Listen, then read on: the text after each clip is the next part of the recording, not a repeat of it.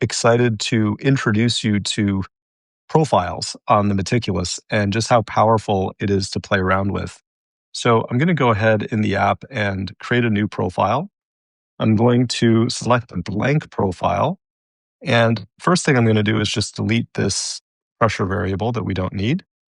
And we're going to scroll down here and set the brew temperature that we want, as well as the target weight of the beverage. And this final weight is a global variable, which means we will stop at 45 grams regardless of any other conditions that we put in various stages.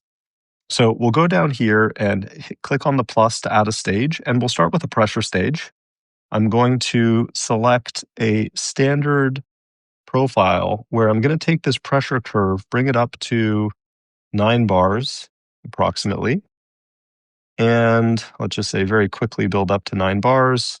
And we're going to hold that for 25 seconds. And this would be a very typical profile for an espresso machine, a traditional espresso machine. If you were to try this on the Meticulous, you would notice that it would not build pressure very quickly. And the reason for that is because we have this second limiting condition, which is the flow condition, that's limited to 3 mils per second. And so this is limiting the plunger from introducing water into the puck, and it will not go above 3 mils per second. That is not going to be fast enough to build pressure. So we can go ahead and just max it out, or we could say, for example, hey, add water at a maximum of 12 mils per second until you've followed this pressure curve and hit 9 bars.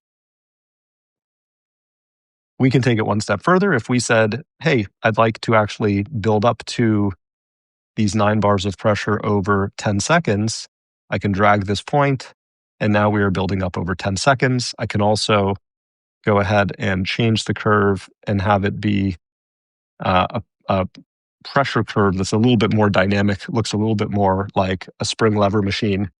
And here we go. So this is the standard. What we've learned over the last few years with machines like the Decent that really helped pioneer pressure profiling and flow profiling and all the rest of it is that we can break up these profiles into various stages.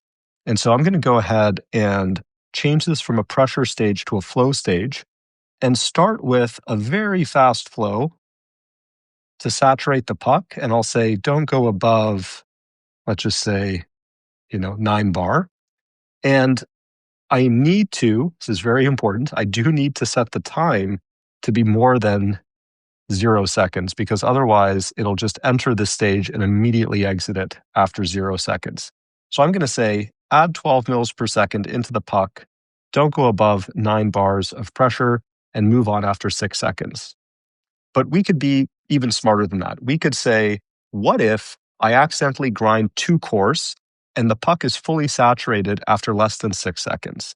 Well, I can add another exit trigger. And in this case, I could add a weight trigger and tell Meticulous, if 4 grams is in the cup, I want you to move on from this pre-infusion because I know that the puck is saturated enough. And I might want to also trigger the other condition, which is what if I happen to be grinding too fine and I'm building pressure very quickly? Well, I might want to say, you know what, when pressure hits 2 bars, I want you to move on. And so now I have these 3 conditions for my pre-infusion. And so I'll go ahead and just rename this stage Dynamic Pre-infusion. And now I can go on to a second stage. And here I might say that I want a constant flow. So I'm choosing a flow stage. I'm going to say, why don't you just stay constant at 1.8 mils per second? Don't go above 6 bars. And again, very important, make sure that we max out the time in the stage at 30 seconds. And so in this case, does this mean that we're going to hit, 6 bars or 2 mils per second? And the question is, it depends. It depends on the coffee. It depends on the grind. But let's say that I'm grinding very fine. And so I hit I hit 6 bars of pressure at only 1.3 mils per second.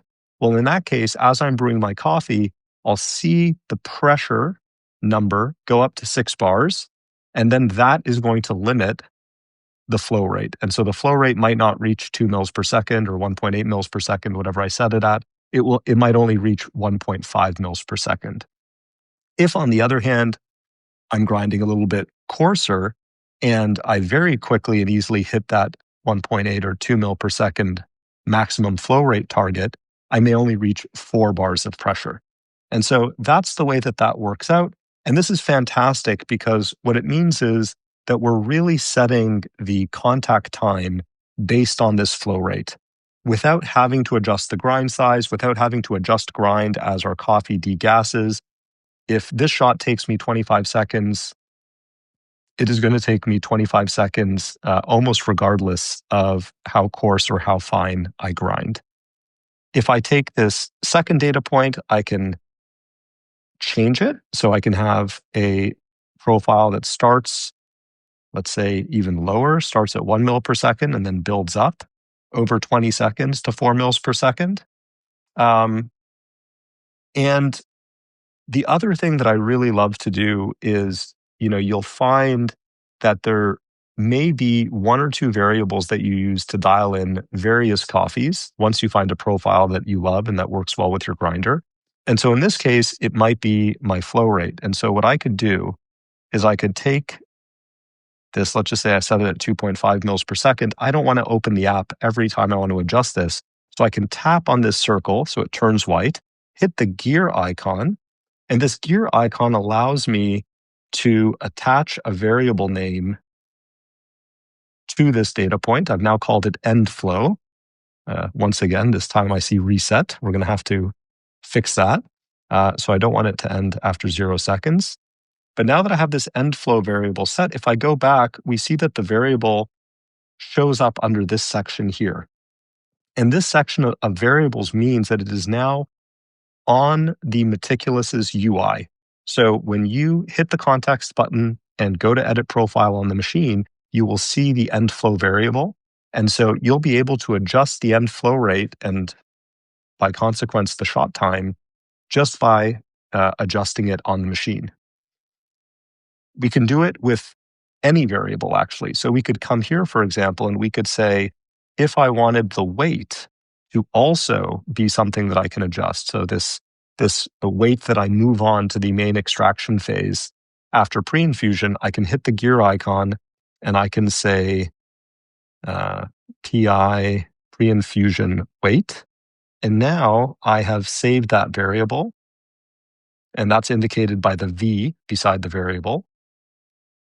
And now I have the PI weight. And so this shows me that on the machine now, I can adjust the end flow rate and the pre-infusion weight without having to open the app.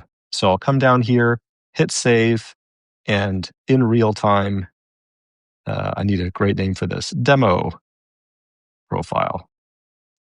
By doing this, it's now saved and on my machine, and I can brew with it.